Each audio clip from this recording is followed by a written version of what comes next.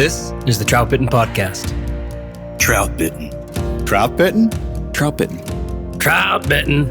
Troutbitten? Yeah, Troutbitten. Troutbitten. It's about trout. Wild trout. This is Troutbitten.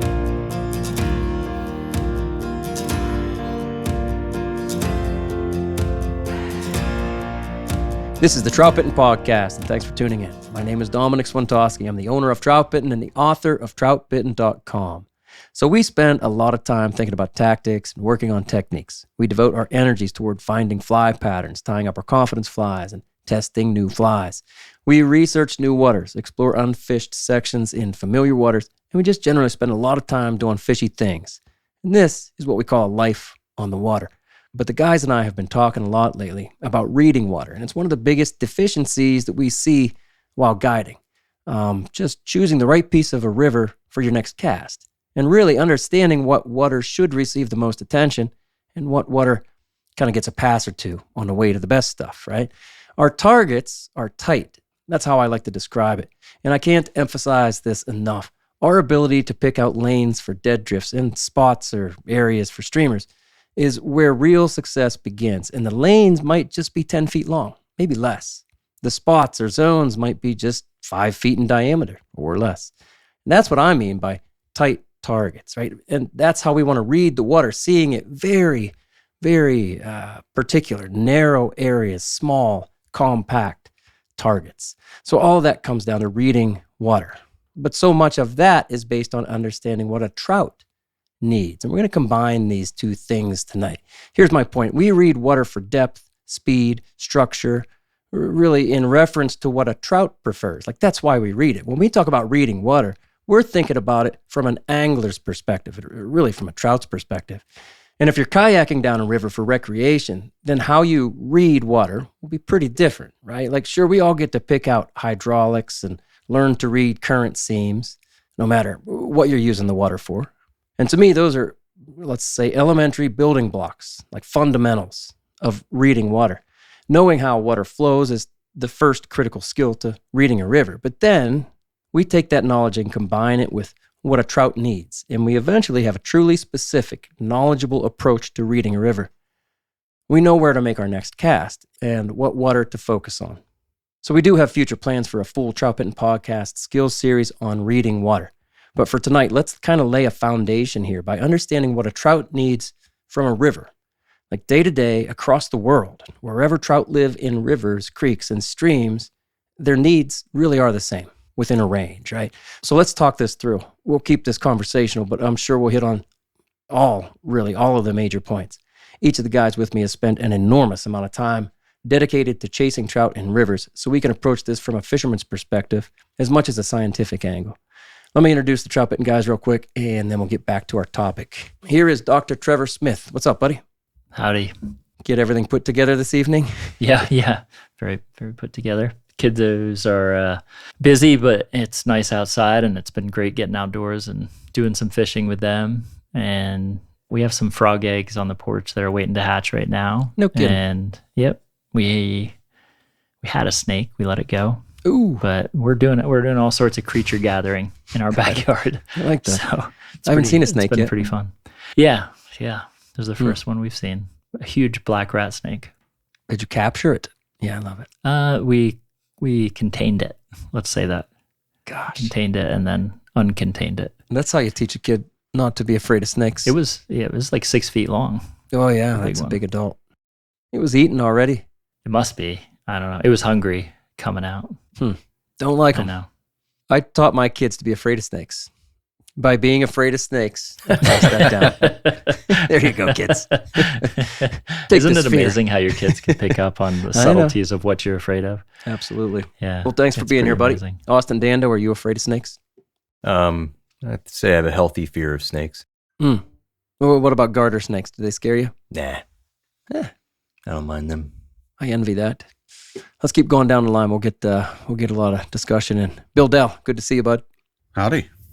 Don't ask Bill about the hatches because he's not going to tell you. Last week, I was editing the podcast. Doing his job. I chuckled because I said, Dell, you seen any Hendricksons yet? And he says, I'm not going to tell you that. Yeah. Nope, not going to tell you that.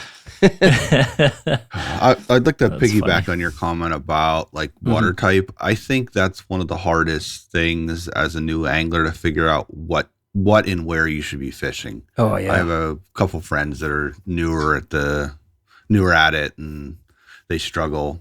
And it's a time suck in that, if you're not fishing where you're supposed to be, you're not going to catch fish. And you're going to kind of like waste time. It's hard to figure it all out. Like you're saying. I mean, Matt and I've been talking, and we've texted about it too. Like that's when we're guiding, that's like the number one thing. It's like not there. Don't fish there. I'm thinking. No, I said cast there. I meant 5 feet to the right, because why would you cast on top of that rock? Right? Get to the depression to the right of it. Find a pothole, depth. We'll talk about it all tonight. Matt Grobe, what's up, buddy? Just got done skiing with Sloop.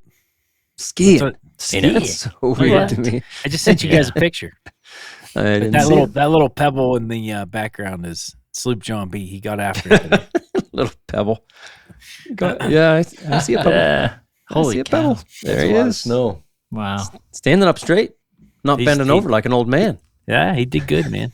He's getting after it. And I'm picking him up. We're going early. We're going fishing tomorrow. So Sloop and we're hanging Look at all out. that snow. That's That's awesome. awesome. Good. There's still 70 inches of snow right there. Get out. Yeah. Oh man. Is that low? Is that average? No, that's about average. Hmm. So we got a long way to go. Right out your way is the only other place that I would want to live. Only place. Yeah, it's Right here. a lot of So that's where I exploring want to be. do. Yep. And then I'd do it out there. Would you ever do a house out there and spend part of the year out there? Sure. You want to buy it? Yeah. I mean, we could have a Troutbitten lodge.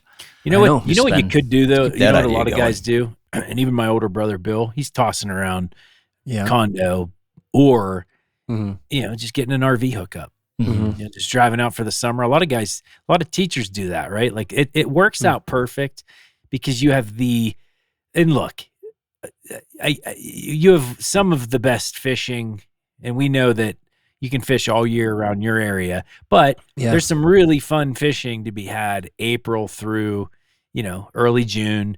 And a lot of guys do that, and then they just come out here, right? So when the waters start getting a little warm out there, it's just getting, towards the end of Just getting runoff good. here, and you can kind of extend that season. So I know quite a few guys that either guide like that or people that are able, retired guys or teachers like to do that too out here. I could do that easily. I could be happy doing that is what I mean. Yep. You guys ready to move into it? Let's go. Let's do it. So I said scientific there in the intro. And obviously all of this is based on what a trout really needs and what they can't live without. Now, that's kind of a scientific thing. There are some fantastic resources out there for you that really cover the trout biology. There are books and articles to check out. I'll leave some of those in the show notes for this podcast. But let's acknowledge these biological needs and then talk about how we read water almost from that trout's perspective or through those needs, right? Considering what they need, which water's best, and how it kind of informs those decisions, right? That's our loose topic anyway. Trevor is the smartest guy in the room usually. I wrote this part. Yeah. Go ahead. That's it. That's what he told me to say. Mhm. And he is a doctor, so biologically, Dr. Trevor Smith, what does a trout need?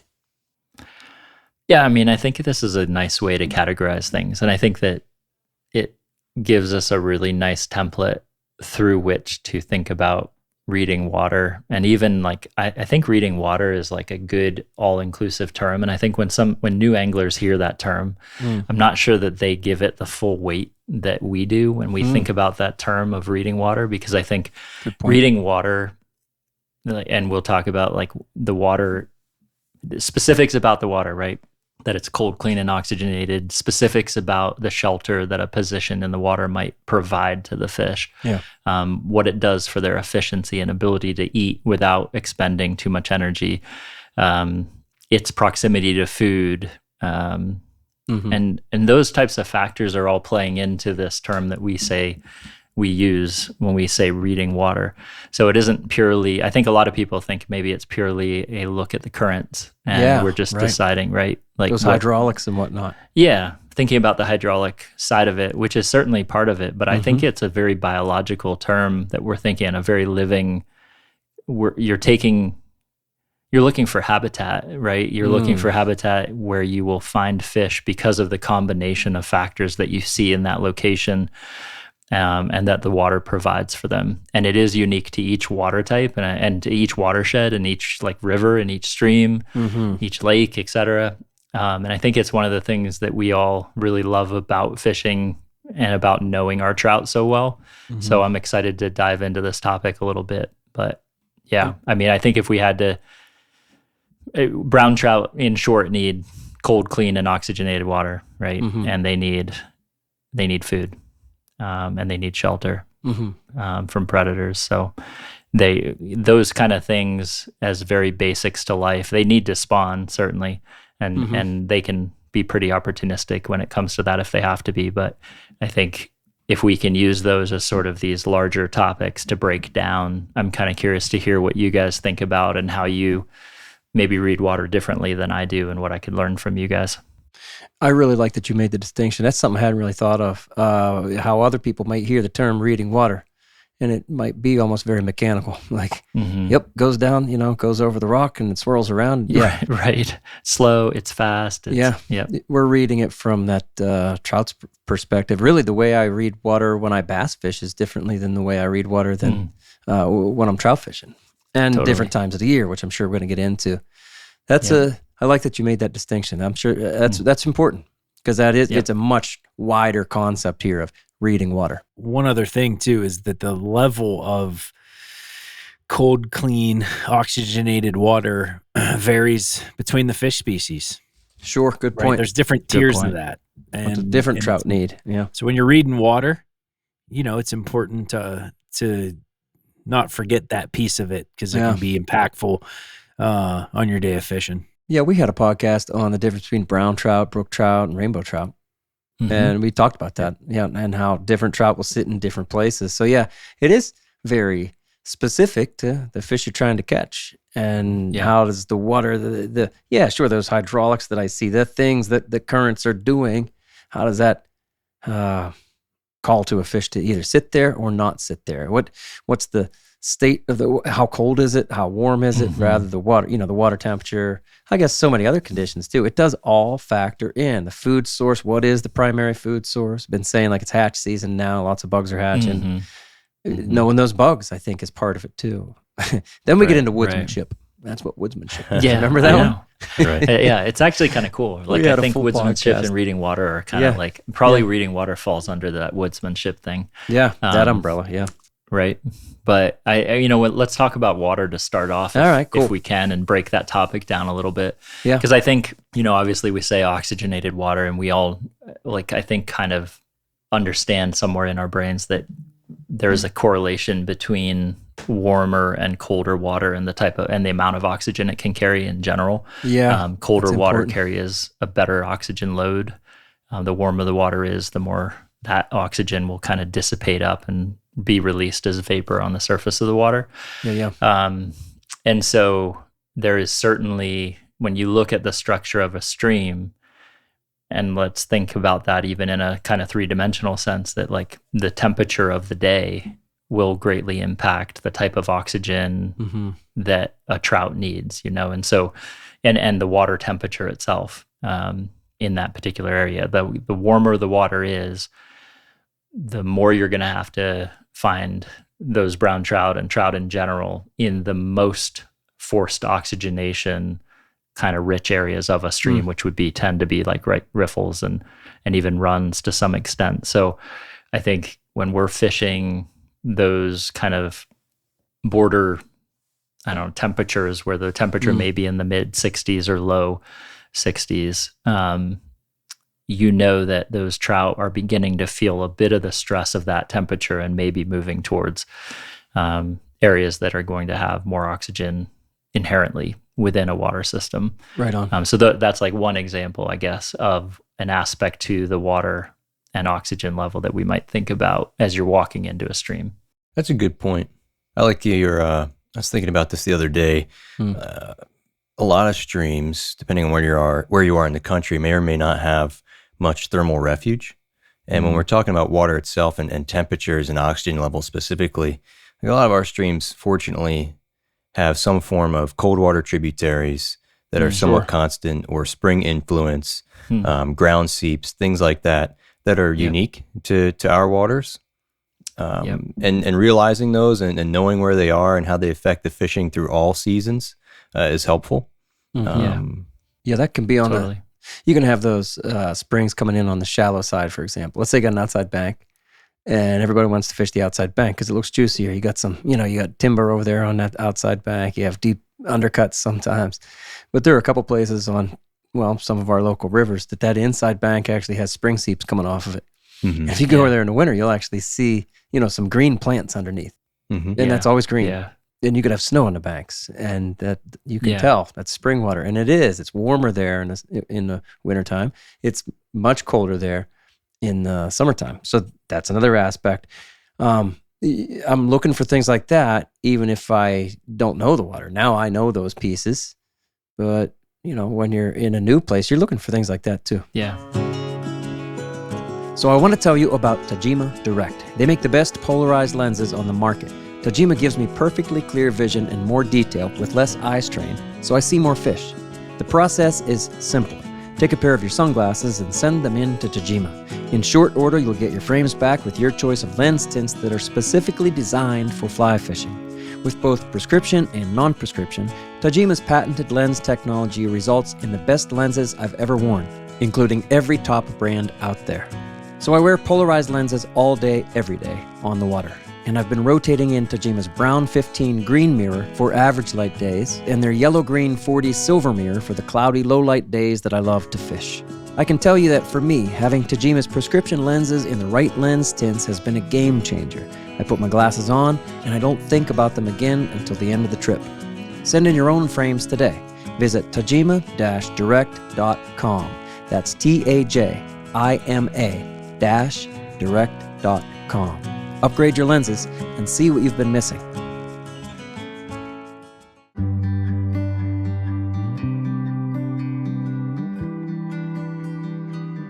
Since 2006, Yeti has been building products for anglers who fish hard and share an addiction for the woods and the water. Yeti changed the industry with their legendary coolers by featuring rugged but simple designs built to last for generations and stand up to whatever Mother Nature might bring.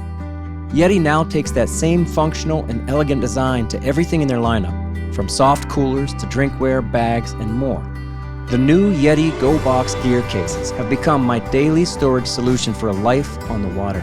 Offered in 3 sizes, the Go Boxes are rugged and waterproof at home on a boat or in the back of a pickup. All Yeti Go Boxes offer smart storage solutions with removable cargo trays and dividers, and the Pack Attic is a set of zippered pockets conveniently housed in the interior lid of the 30 and 60 sizes. Lockable, light, and nearly indestructible. I use the 15 size Go Box for camera gear and the 30 size for organizing my reels, fly boxes, leaders, tippet, and everything else that keeps me fishing. The Yeti Loadout Go Boxes are the perfect angler's companion. So I think different times of the year, the trout has a different need for a different type of water. And so I guess it's just trying to become more familiar with the river and just reading the water and knowing like, hey, if it's December and the water temps are 37, I'm not going to go fish the fastest run there is. Good point.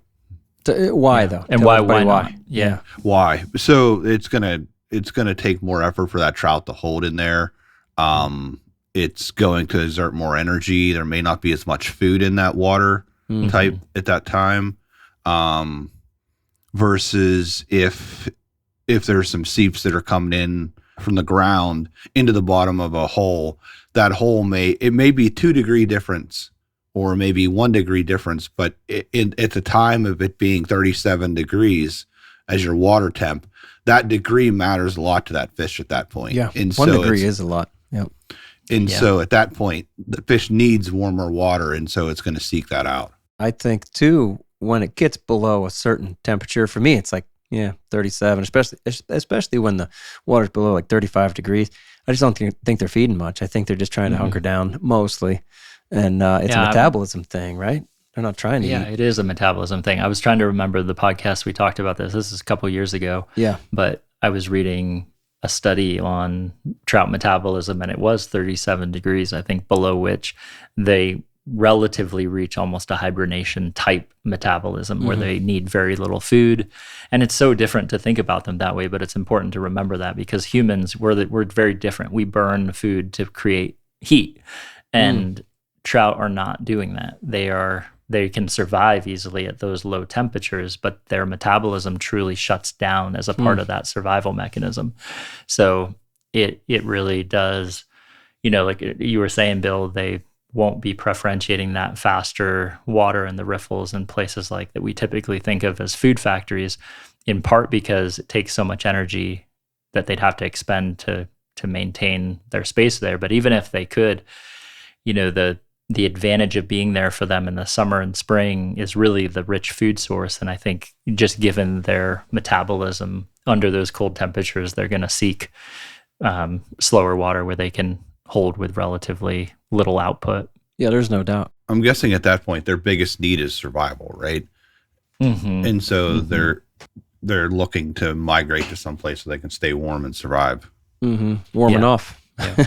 Well, yeah, and the other key point to add is that's typically the time of year with the least amount of insect activity in those river systems, right? So, in the summer, those riffles are abundant with nymphs and activity, and in the winter, it tends to be a midge game, right? Like I have found sometimes at the heat of the day where you can catch some fish in some faster moving water, but it's in relation to the diet where those trout are, ambushing midges that are starting to hatch. But I think Bill hit it on the head, man. These fish are, at the end of the day, this is all about survival when it comes to wild trout. So you almost have to think, of nature in general, right? Many animals tend to get lethargic and group up or hunker down for the winters, whether that's bears or, different species, not all species, but some species. And that cold, blooded trout definitely tends to seek that lazy water. I like to call it just lazy water. That's where I tend to find most of my fish in the winter months. It all kind of comes together. It's hard to just talk about the water type or the shelter that they need or the food. They all tie together. You're talking about because it's in the winter months, because they're trying to perhaps stay warmer or just not burn as many calories by being in that soft water. Well, that's also where the midges are too, right?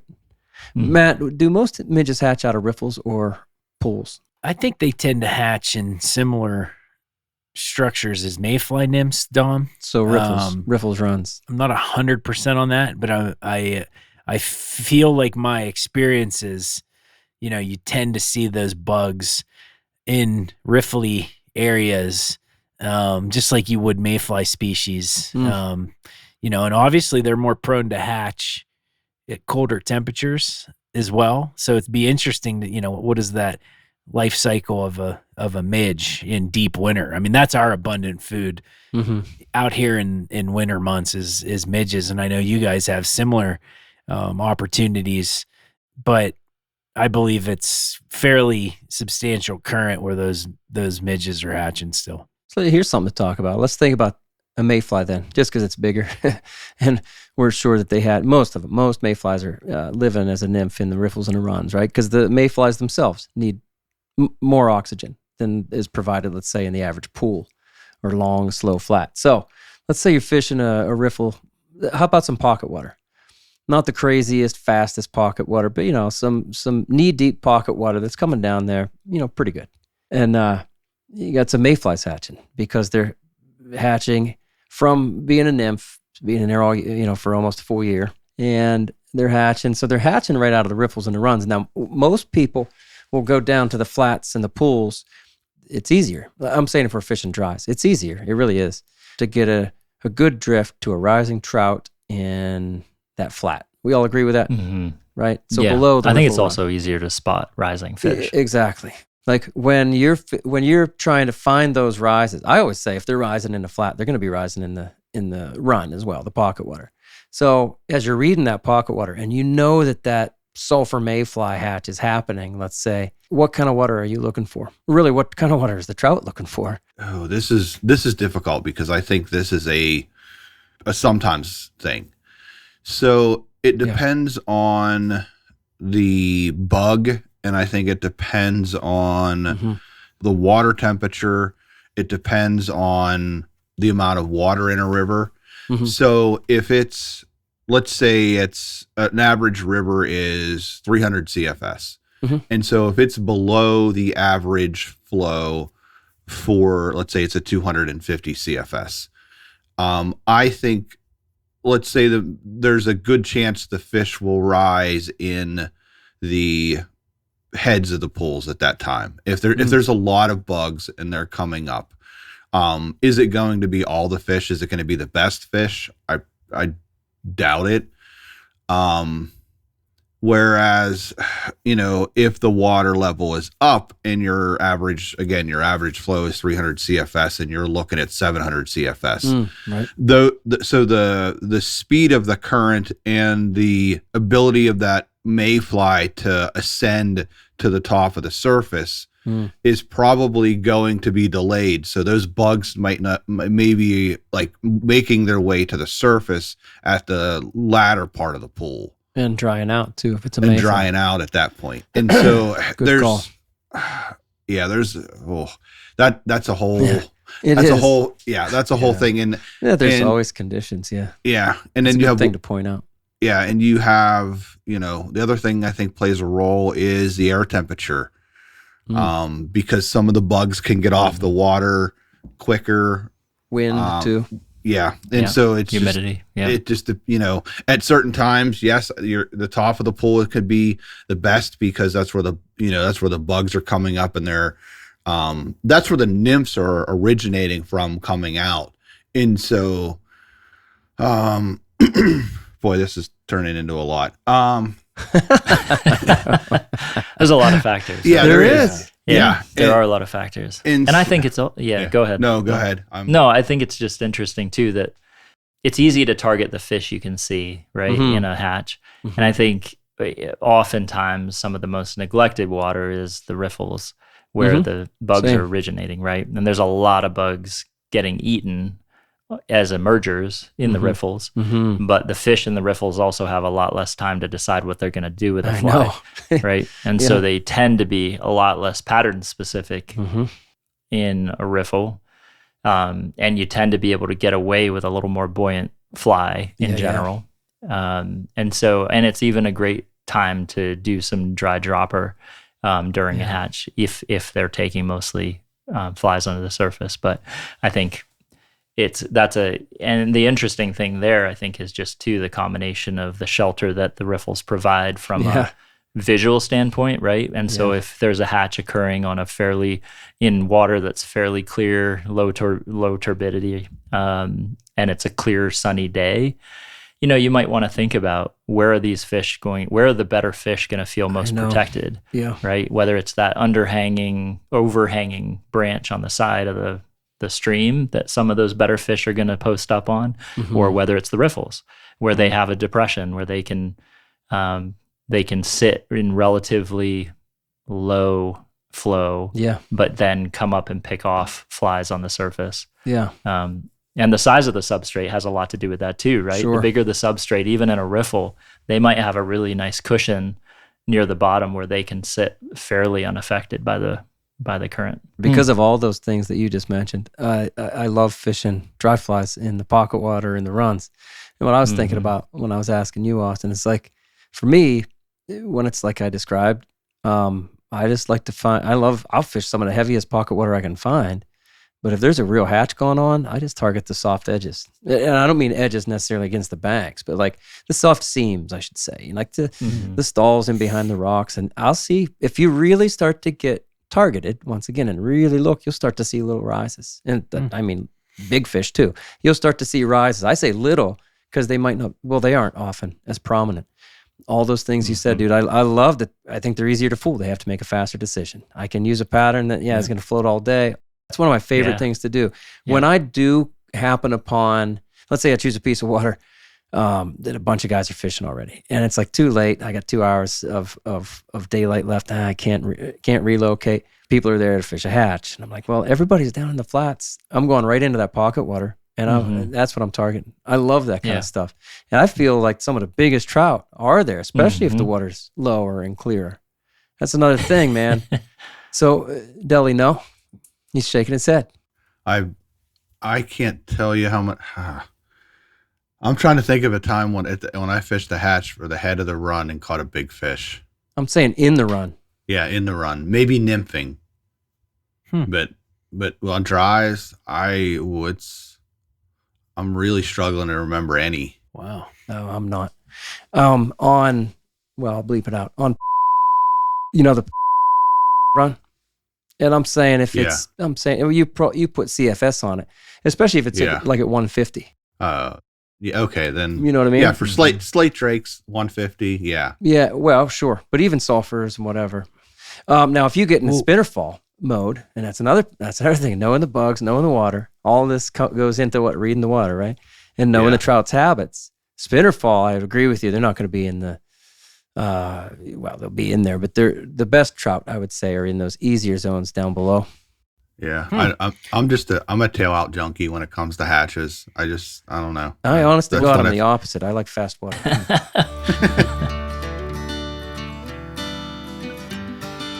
Whether it's after a fishing trip or at a backyard fire, you can bet the Troutbitten crew has a case of New Trail Broken Heels along with us. It's honestly our favorite beer. This hazy IPA is smooth and full-bodied. Hand-selected Citra hops lead to notes of bright clementine and juicy ruby red grapefruit. Broken Heels is a keeper. New Trail beer is proudly brewed in Williamsport, Pennsylvania, and delivered cold to your favorite craft beer retailer every week. At New Trail, it's not about being the best angler. It's about getting out there. So enjoy nature's moments and reward yourself for a day well fished with New Trail Broken Heels. It's Troutbitten's favorite beer. Tactical Fly Fisher was founded by Fly Fishing Team USA angler Devin Olson to bring anglers cutting-edge gear and techniques inspired by the World Fly Fishing Championships. Tactical Fly Fisher's goal is to supply you with the latest and best fly fishing gear and to help you learn how to use it through their videos and books. Whether you need flies, fly tying supplies, a new rod or reel, or any other fly fishing equipment, they've got you covered. Check them out at tacticalflyfisher.com and use the code TB15 to get 15% off one order, excluding rods, reels, waders, and boots. Visit tacticalflyfisher.com. Well, Dom, it's interesting you hit on that because I think your original question, you just touched on it, but I think you have to understand the water and what's happening, right? Because there's different stages all day. So if you're like, what type of water do you like reading it to hit the hatch? I would say, hey, well, what stage of the hatch are we in? Because if we're in the nymph stage, I'm at the head of the riffle before anything's on the surface, regardless of the level of the water. It's to me, it's just all about what stage of the hatch am I targeting, right? And what species of insects hatching? Is it a silt burrower drake that's hatching in slower water? Yeah. Because at that point, you can really target some of these siltation infested areas that may get overlooked, but that's where a lot of those drake nymphs or those drake mayflies tend to hatch in that type of water. And then caddis, they're dive bombing, throughout the day, and they're sporadic, and you might see sporadic rises in all types of water just because the fish are chasing those, they're just erratic flyers, right? The caddis in general, and then you have terrestrials, and then you have stoneflies. They're not completely different because the stoneflies adults are in the bushes. And so you could go on and on about all this, right? About the different bugs, the different seasons, but at the end of the day, you're reading the water and what's happening, in all these different variations of the insect hatch throughout the day. And it's a lot. You can go down these rabbit holes big time. I think that's a great segue to the topic of food. Since we're talking hatches, we're talking bugs. Sounds like there's a bit to uncover here. Well, isn't always bugs either, though, right? Say more. Right. I think one of the reasons that, another reason I like to fish the pools, let's say in the wintertime, like we were talking about 35, 37 degrees. Yeah, I'm probably not fishing the fastest stuff. I think most of the bait fish are not over on the edges anymore. That's what I find anyway. If I walk through some edge water, like ankle deep stuff in the summertime, even now in the springtime, I'm spooking sculpins, crayfish, black-nosed days, sometimes small trout. I see them on a pretty regular basis, and trout. I'll move trout out of those areas. Like, oh, there goes another one, depending on every other condition too. Yeah. But in the wintertime, I just don't see as many bait fish over in that stuff. Some of it has ice on it or in it. You know what I mean? Some of it is covered by shelf ice. I think some of those bait fish, as I understand it, they migrate, into some of those pools during the wintertime as well. So maybe that's where the food is. It's where almost the best opportunities are. Yeah, that's a great point. I think one of the ways I know the season is starting to turn towards good night fishing water is watching those shallows at night, for those bait fish and the prevalence of those smaller types of fish in the shallow waters and in the bank side water, where that really doesn't exist in the colder early season flow, like you said. It's such a summer thing to notice. Yeah. Even at night. Yeah. We've seen that, like even at night, we'll be out there fishing at night, like sometimes in December, right? We've done it. And I don't see nearly as many. You still see some. I don't see nearly as many sculpins and crayfish on the edges in December as August.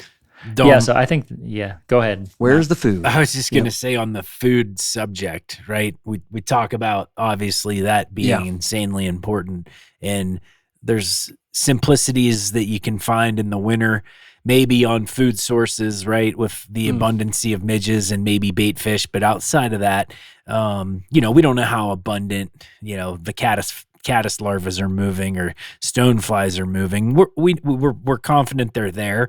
They might not just be as active. And so as the season progresses, you guys are getting to the heyday of your bug diversity right now in your area, right?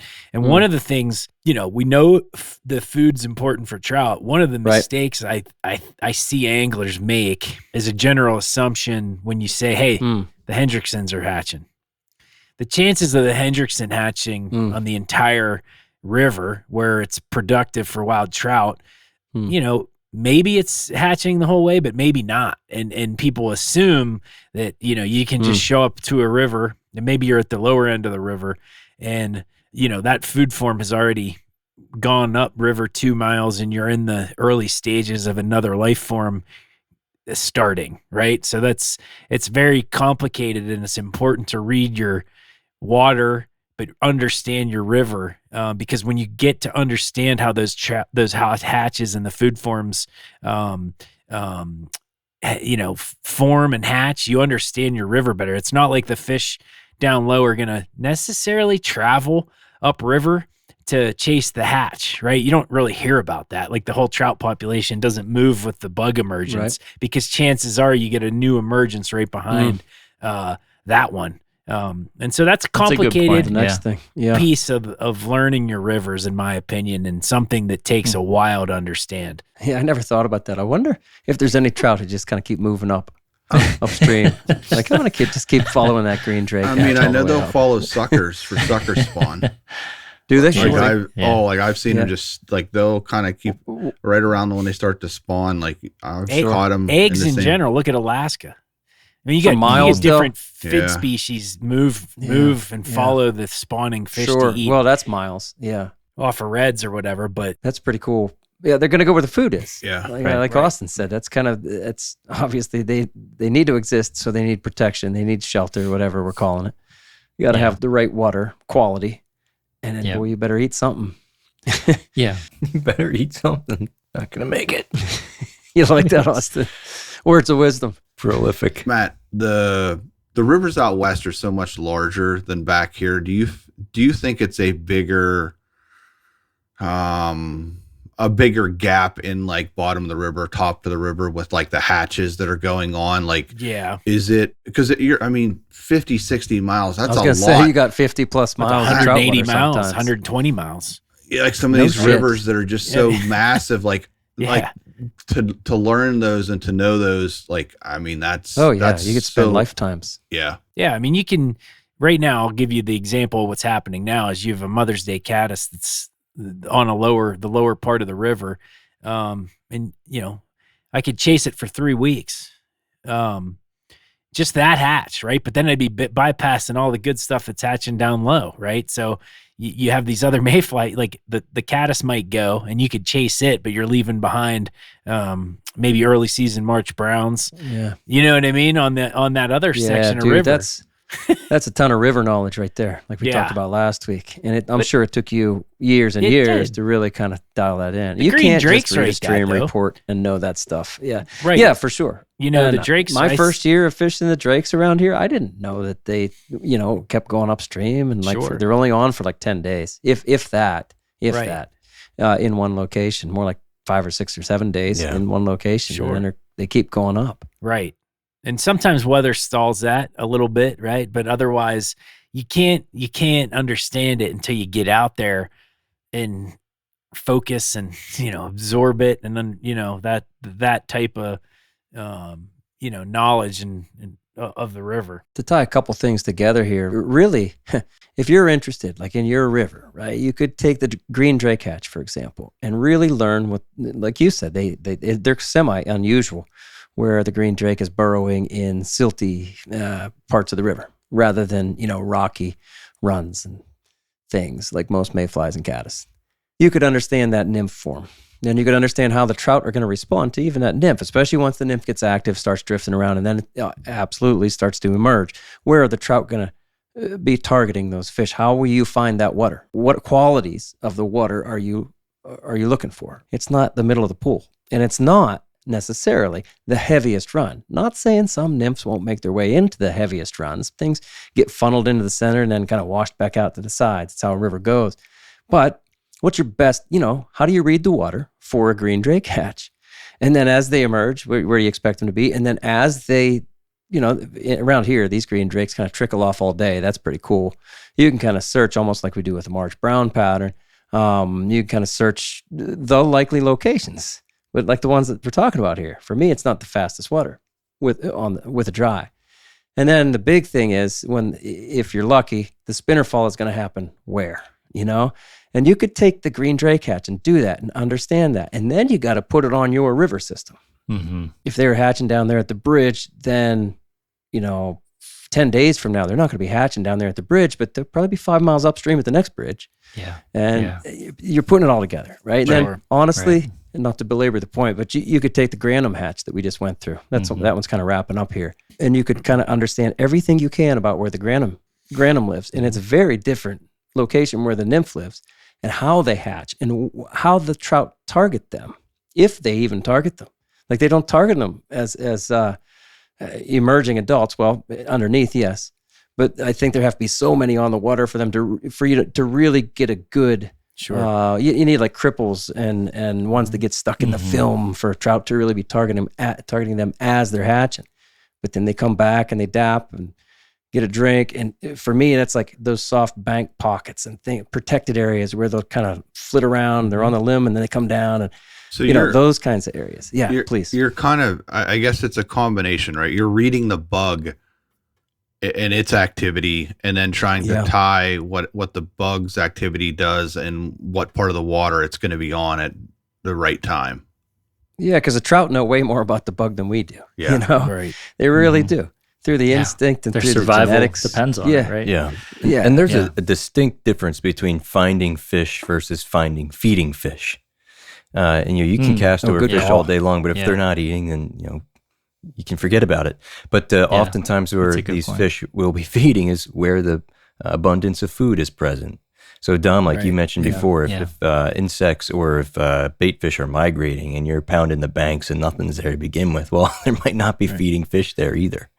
So that again, as you said before, all ties back together.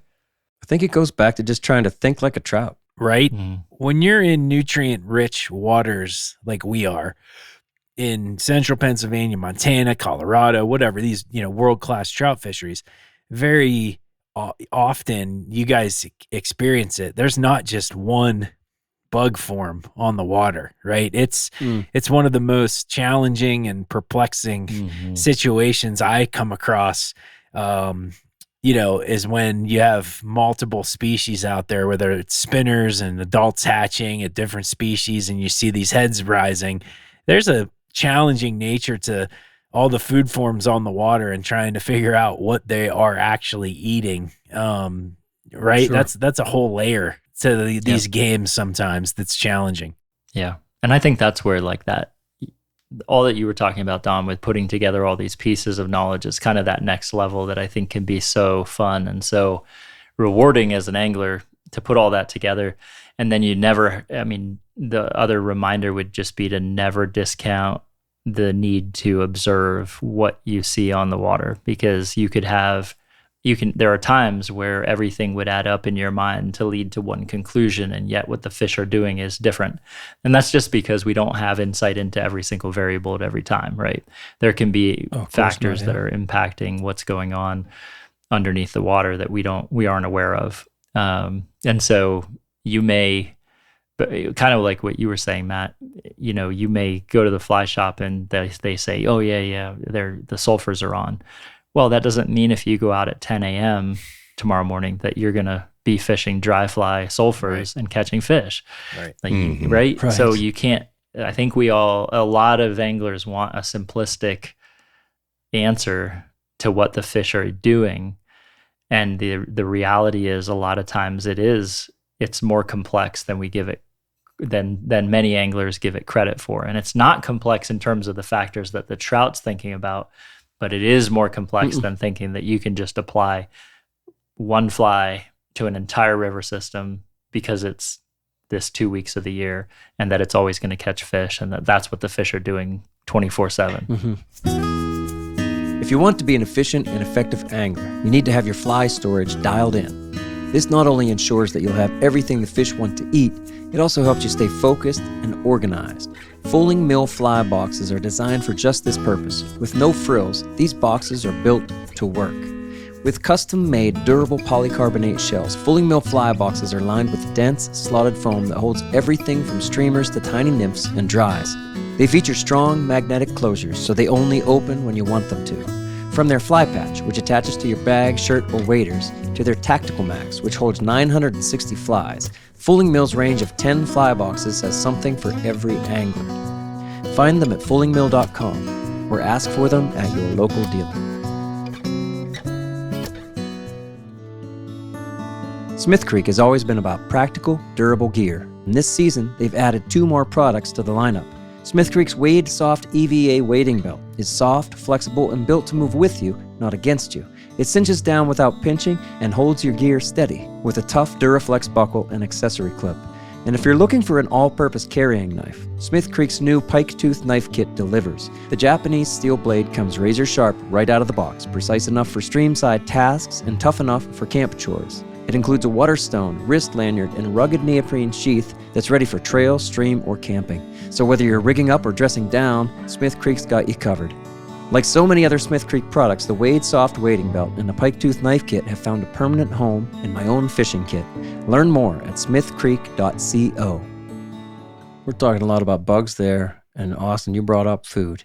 You guys ever see in a pond, Bill, you grew up with ponds there, you ever see your bass kind of like beat up on some tadpoles? Oh yeah. Like just go through like a patch of tadpoles. Yeah.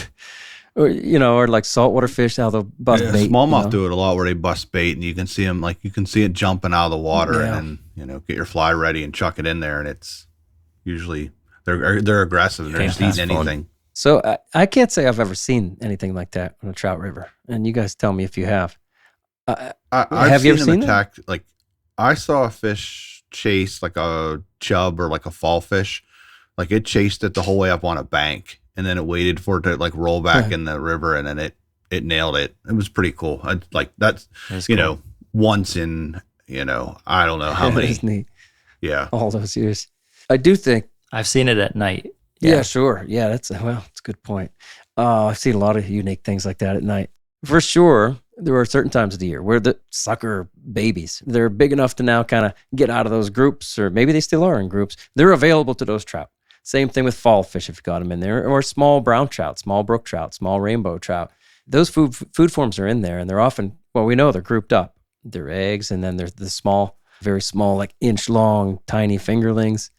Those are available. I'm sure trout don't miss those any more than they miss, the next sulfur hatch or the next Hendrickson hatch. Right. Like they know that's there. We don't see those things because we don't see the signs of them on the surface. But as anglers, I don't know. I mean, the longer you spend on a river, the more you start to think about those things. And, especially streamer anglers are, we're already thinking about that. That's another rabbit hole to go down. But it's not the only, bugs obviously are not the only food form. And there's terrestrials too. And we've talked a lot about how you don't want to miss that. You just think like a trout. How's the trout going to read the water? Right. And if he's looking for ants that are dropping in, is it going to be out in the middle? No. Well, it depends on the width of your river, right? Everything depends. But, he's going to be in those ants those places where ants might drop in.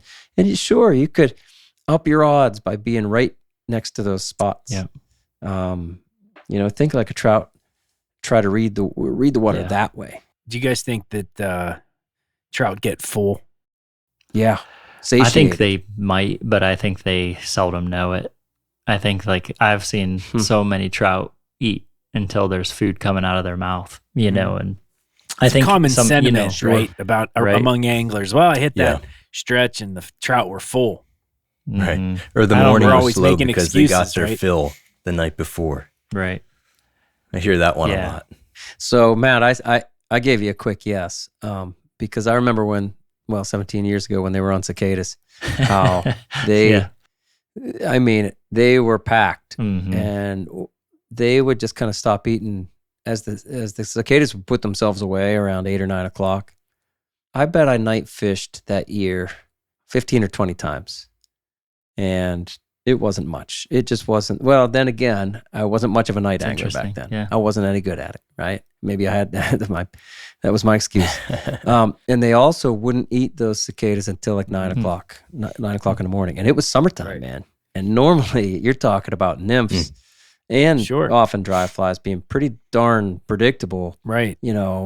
From dawn till 9 or 10 o'clock. But no, it was different. So I quickly said, I think they got full. That was my thought on it. But maybe they were just, hey, my best opportunity is going to be from 9 best to bang for buck, 7 o'clock. That particular hatch is interesting because they can't pass down any knowledge to generations, right? Because it's a 13-year hatch. Fair. So it's That's this cool. fish don't know what to do. They're just going to eat.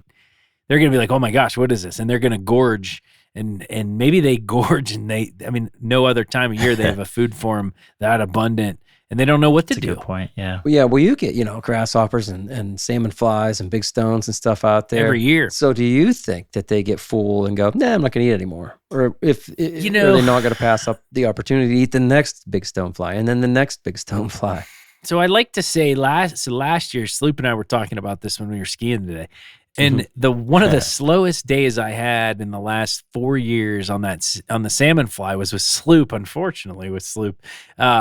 It wasn't anything Sloop did. It was just we started making excuses, right? We started saying, well, maybe they're full because the amount of bugs on the bank was absurd. But you could come up with many other excuses. Maybe the bugs weren't on the water like they should have been. Just because you see bugs doesn't mean the fish see the bugs. I know, they were all up in the weeds and stuff, and so for sure. Take a while. Or I always say, if you crack, maybe they're on the next stage of the golden stone flies that are the nymphs are active, and so instead of fighting the topwater current, they're just eating an abundance of nymphs, and they weren't full. I was just throwing the wrong freaking bug because I wanted them to eat a salmon fly, when in reality they're eating yellow sallies and stonefly nymphs, right?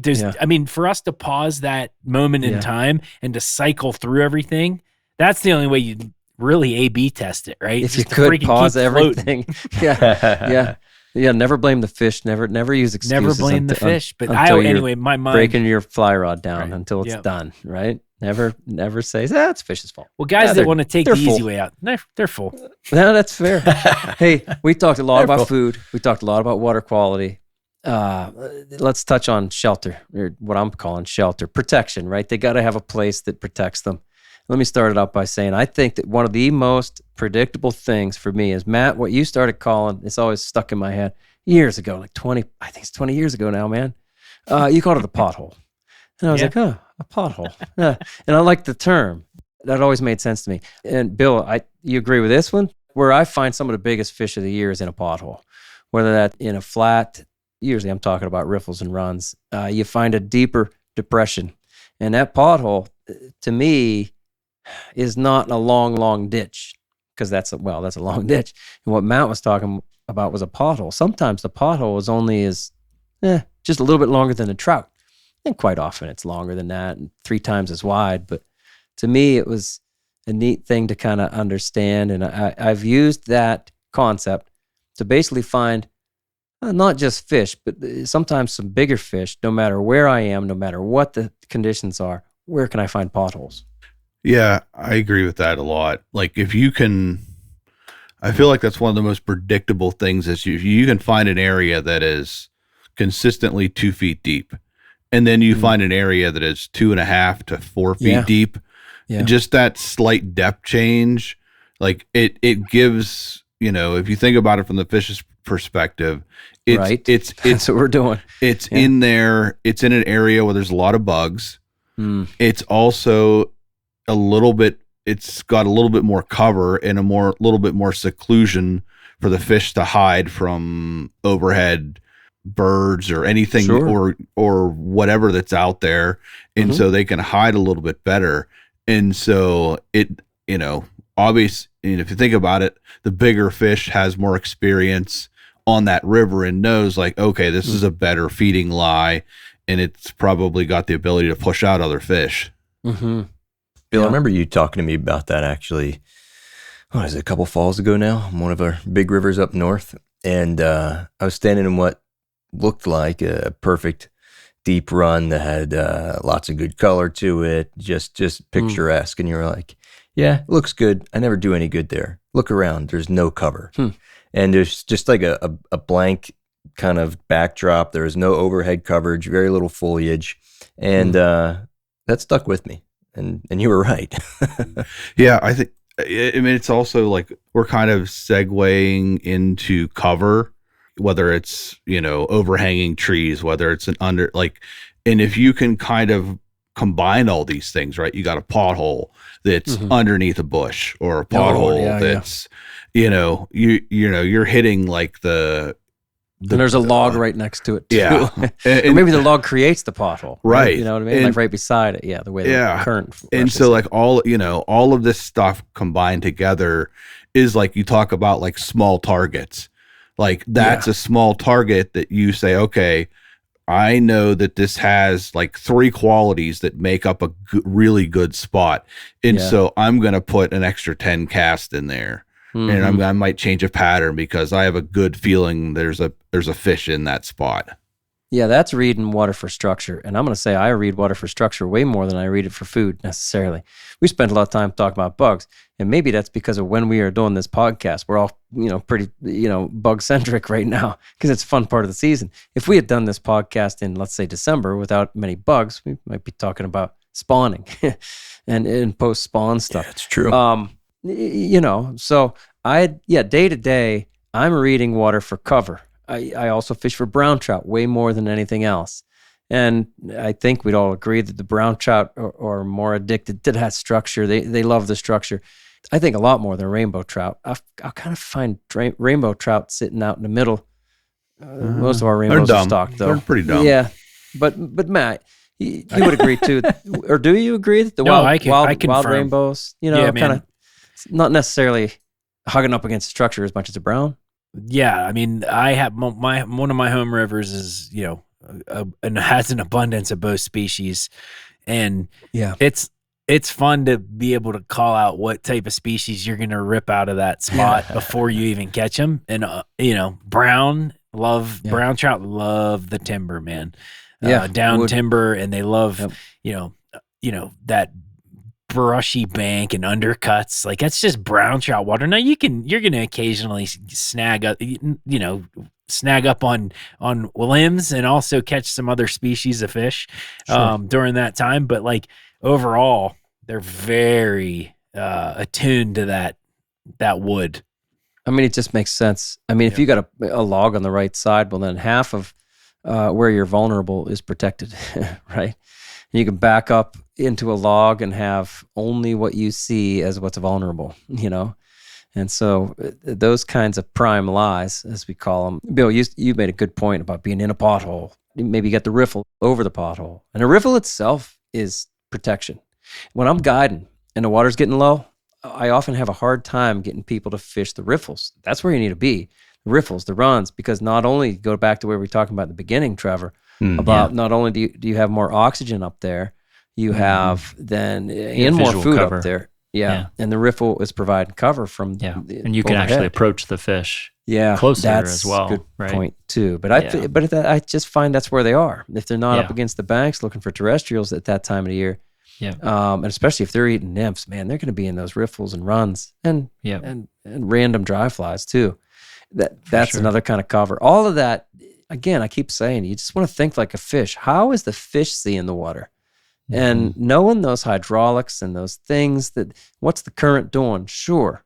And then how does that either help or hurt the fish? And sometimes how does that help or hurt the things that the fish are eating, the trout are eating? Right. I had a day yesterday brook trout fishing. And so I was on a stream I fished, I don't know, maybe 5 or 6 times before this. And I've always thought there was better fish in it. And so yesterday the water was up and I fished it high before, but I started to really pay attention to the cover. Like, and brook trout are usually, come running out from under the bank and they'll move 6 or 7 feet to eat a fly. They're not scared. And so yesterday was one of the first times that I had to put it like in the cover, and then these fish would just appear. And I caught some of the better fish I've ever caught out of that stream before. And I was like, I wonder if I've been lazy and not thought about I really need to put it in there. And then I started to think back, okay, have I done this before here? Or was it just the water was up, the fish were a little bit more forgiving? I've seen it with brook trout too, where they are in an undercut or in a log. And if you put it on it, they just appear. Yeah, I like that's cool, Bill. I had a similar experience on Saturday morning. I was fishing a rising river, and the best action I had was eventually when I found putting the streamer, like we talk about on the bank, like you talk about putting the tail of the streamer on the bank, tucking that streamer into the rocks essentially and holding it there as long as I could, and fish would just appear out of nowhere and eat. Anywhere out of the main flow or anywhere within the main flow, I got no interest. But moving out of that, again, as the water changes levels, as whatever food moves within those levels, other bait fish don't want to hold in that crazy high water. They'll push to the bank. Those trout will follow them there, putting that right into the structure. That's reading water, dude. That's thinking about at that point, especially when water's coming up fast and hard and it's coming with color. At that point, I'm ignoring, I feel like I'm ignoring 90% of the river. I'm like, nope, not fishing that. I'm that's exactly right. Did you use Deli's Grinch for that, for hovering it? Yeah, that's exactly what I did. Just put the Grinch into the bank and held it there, and just it coasts. And it's a nice hovercraft. They were eating on the head flip most often. Perfectly. That's right towards the end of the drift. It was so fun. But you're exactly right. I thought the same thing. It's I'm going to figure out, because I tried to force nymphing a little bit early, and then doing a little bit of crossover stuff and a little bit of the heavier riffles, and just couldn't get anything going.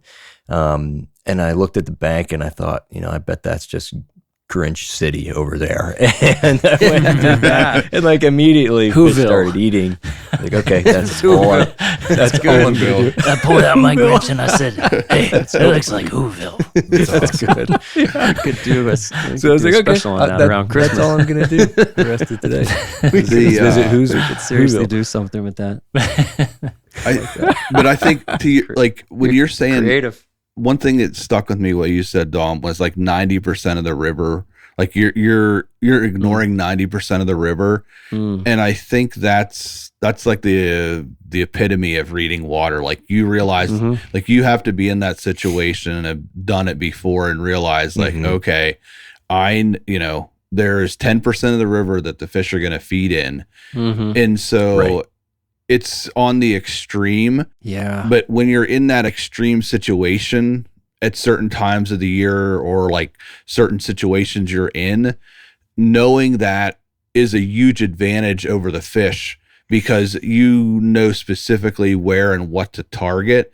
And so you can, that's like when you can catch some of your bigger fish, when you can kind of take advantage of that certain situation you're in. And there's many other situations I think that you can be in that you can understand like, okay, there's this small window of when and where the fish are going to feed.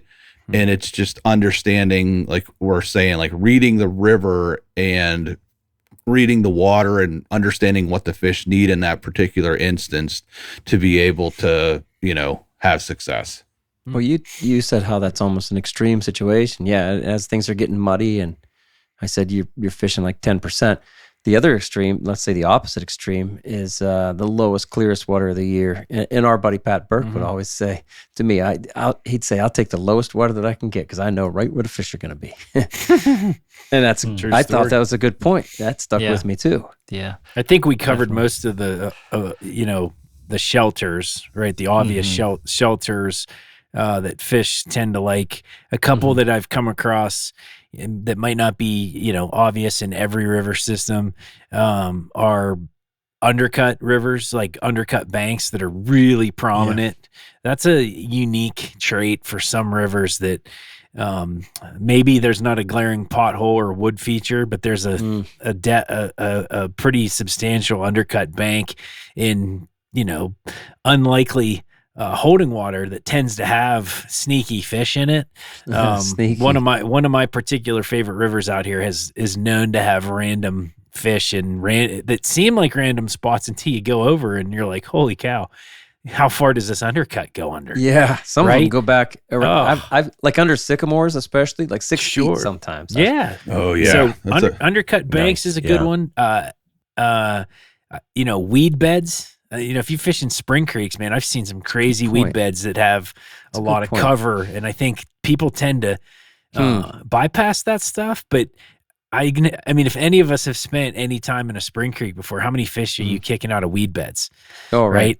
I mean, it happens all the time, and to me, that's a really good. If you can get away fishing a dry fly or a small dropper that's not going to get entangled in the weeds, it's a great area to cover that gives really good comfort to the fish. Comfort. It is like perfect cover if you think about a weed bed. That is perfect cover. And you can you almost fish like the little indentations that don't have the weeds. You're almost that's almost like your highways. That's like your pothole, right? Like you're just putting it right. Good point. You're putting it right in between the because the fish can hide on either side of it. I love those for streamer days, like when the fish are on streamers and they'll come out of those weed beds. The last one I'll mention is just, you guys kind of hit on it with the high water and muddy water. To me, then everything kind of goes out the window when the water's rushing and it's very turbulent and dirty. There's security there because of the clarity of the water. And I truly believe that for the fish, they get a little bit more comfortable in that turbulent water that you can't see through. And they end up pushing, out here, I would say it happened. I guess when I fish during runoff, it's really prevalent that 90% of the fish population lives on the bank. And so all of a sudden the holding lies in the structure, those fish are forced to the slow water on the banks. That's where they're all at. And maybe it doesn't matter if it's in 4 feet of water or 18 inches of water. They're literally trying to stay, just hang out in the eddies and stay on the sides, and you can walk up the bank and have a really good fishing for a few weeks out here when that happens. So that's just another read the water type situation, right? When you want to get out and the water's muddy, there's opportunity to be had there. In those kinds of conditions, that's often where they can feed too. Sure. Like, Yeah. I've had conversations with people that say, "Oh, when the water's like 5 times higher than normal, like why don't those fish get washed downstream?" And I'll say, "Well, they could actually sit in the strike zone. Sure they can. Right out in the middle of the river, and the strike zone's usually about the same speed. Everything's conditional, but Sure. that even in the middle of the river, there are plenty of places for them to not waste much energy and just hang out. But if they want to feed, they're not going to be in the middle of the river, because if they get out of that little strike zone, they're going to get pushed around. So if they really want to feed, they're into that, as you said, probably 10% of the water again over there on the edges. It shouldn't intimidate you. You want to realize that it's simplifying the process for you.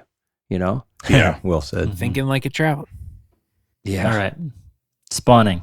Yeah, that's the one thing we haven't covered. Yeah. Well, let's just touch on spawning. Food and fornication. That's all they care about. Just think about how many trout are out there just going at it. What at it? Yeah. So for you guys, what's the big what is it about pre-spawn, spawn, and post-spawn movement of trout that really impacts how you read water? I want you to give away all your secrets. Well, I mean, he's there's trying to get definitely the secrets out. Match Creek. to me, there's definitely a time frame where you can get staging fish. I think usually it's the same area that they tend to bulk up in year in and year out for me. And I would say I found a handful that are just straight up aggressive fish, battling out for territory, pre-spawn, and it's fun and it's hard to hit. I would say it's not, an easy thing to hit to do. Good point. And It's then not all over the river. Yeah. no, it's definitely regional, right? We talk about regional egg bites. Well, there's regional staging because the substrate of the water isn't uniform usually from bottom to top. And so that look, if you're targeting, right now we're in our rainbow spawner, almost out of it, right? And so a lot of the side channels tend to be heavy with spawning trout, depending on the river system you're in.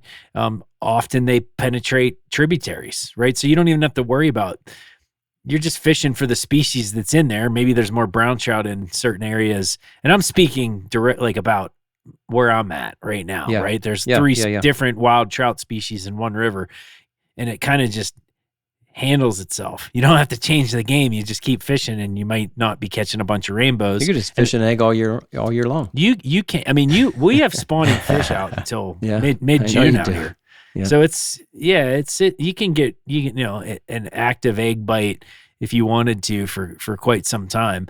But there's the post spawn, right? We all have gone through the post spawn, which to me, that's my least favorite, I'd say, time of year, because the fish, sometimes you feel bad. You catch them, they're lazy and they're trying to get energy back, and they're just spawned out and they're beat up. And I always feel bad for the fish on the post spawn side of things as opposed to pre spawn.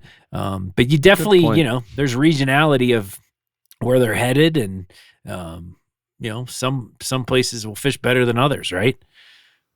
For sure. I think it's also an important time of year to think about, like, maybe even waterways that are somewhat sterile during the summer, but as they cool, especially if they're attached to like a still water resource that has year-round fish, year-round trout, you may find, like you were saying, Matt, they might push up into tributaries.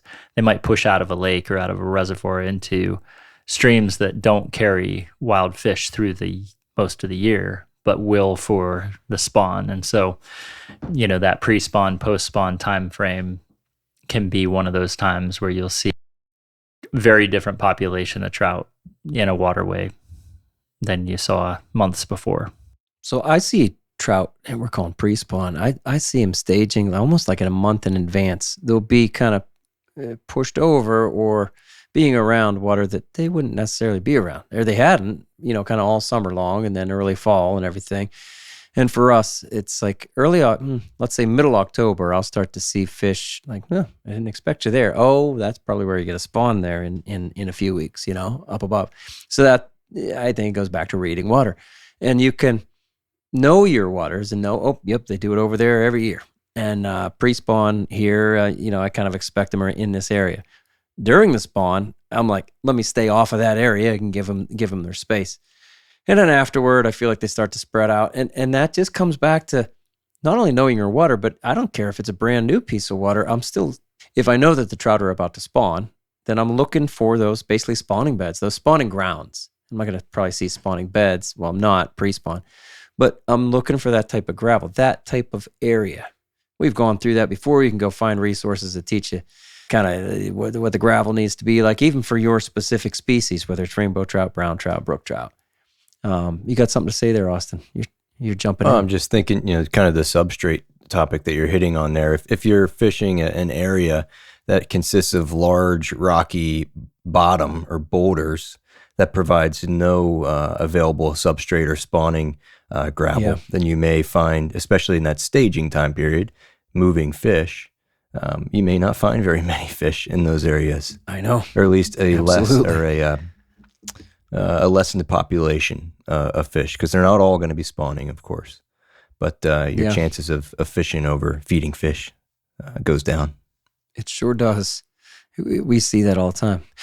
And we have all fished these waters. Matt, you've fished these, and now you've fished those out there. We've all fished so many different waters for so long, and we fish year-round. So we've seen these things. I think it's really interesting to be a year-round angler, because you do see all this stuff.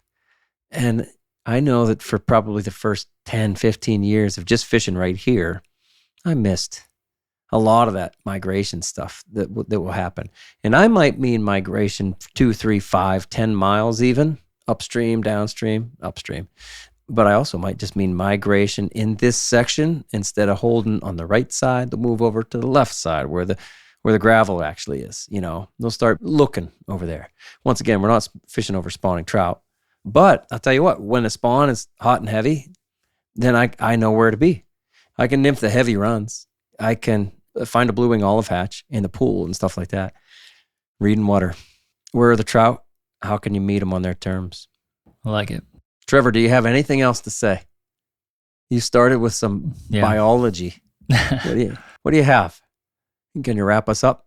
I mean, I think this is a little bit of vision casting for some. I think, like I said before, in terms of where you should kind of be directing a lot of your efforts of learning as you're out fishing and spending time on the river and turning it into a really honed skill of reading water. I think, becoming an active questioner of what's going on and why fish are where they are. Good term. And Bill, you said earlier, like it's the fact that you've been in that position before. You've been on that 40-degree overcast, drizzly day in March, and you know what the trout are going to do when the olives start hatching. You've been there before. You kind of have observed that behavior.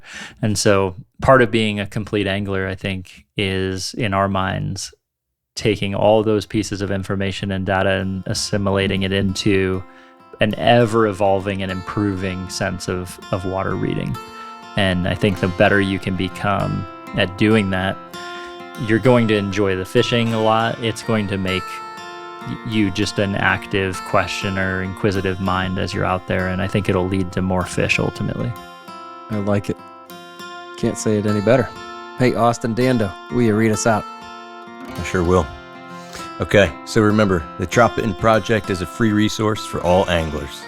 The Troutbitten website hosts over 1,500 articles, videos, and podcasts with endless stories, commentaries, tactics, tips, and more.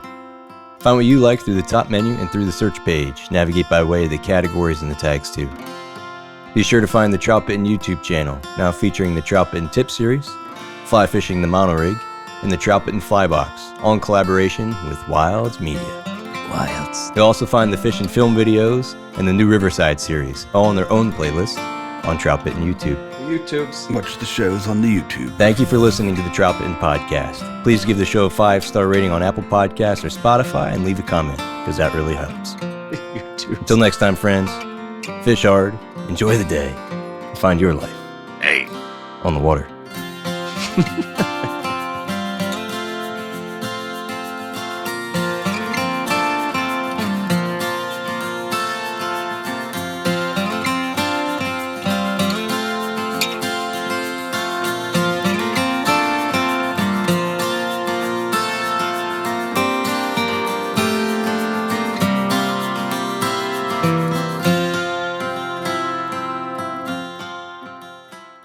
You better eat something. Food and fornication. That's all they care about.